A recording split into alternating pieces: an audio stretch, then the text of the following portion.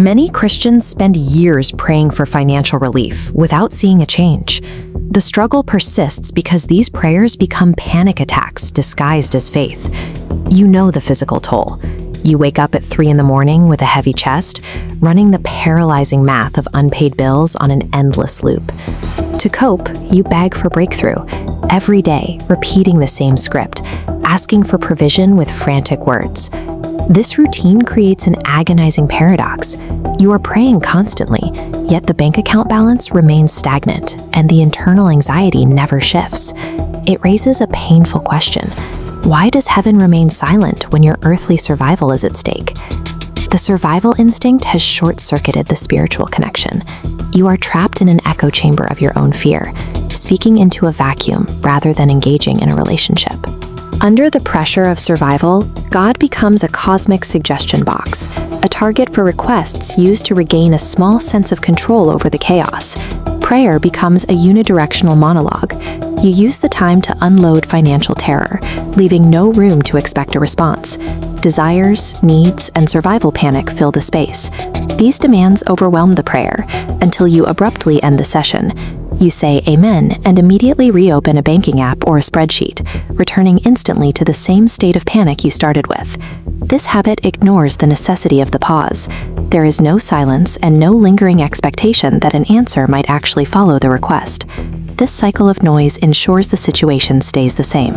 A frantic monologue leaves zero space to receive a divine strategy.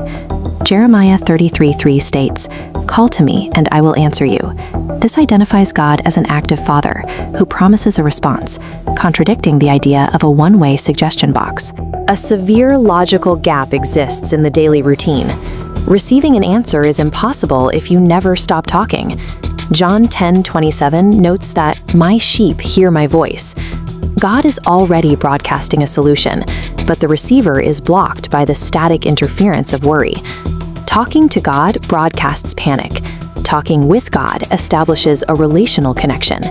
Clearing the internal static allows a solution to be heard. Breakthrough begins when the noise finally stops. Revelation 3:20 describes God standing at the door and knocking. He is actively present and waiting for an opening, not distant or aloof.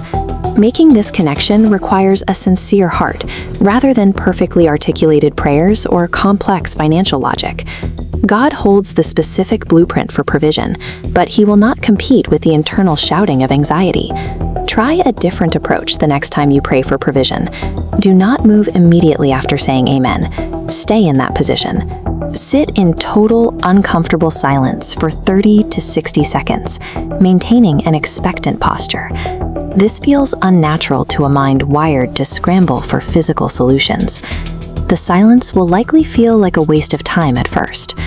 Within this quiet space, the nervous system calms. The heart finally aligns with the frequency of the Father. Silence changes your perception. Suddenly, a clear thought, a specific verse, or an exact next step, details that were previously drowned out by the noise of panic.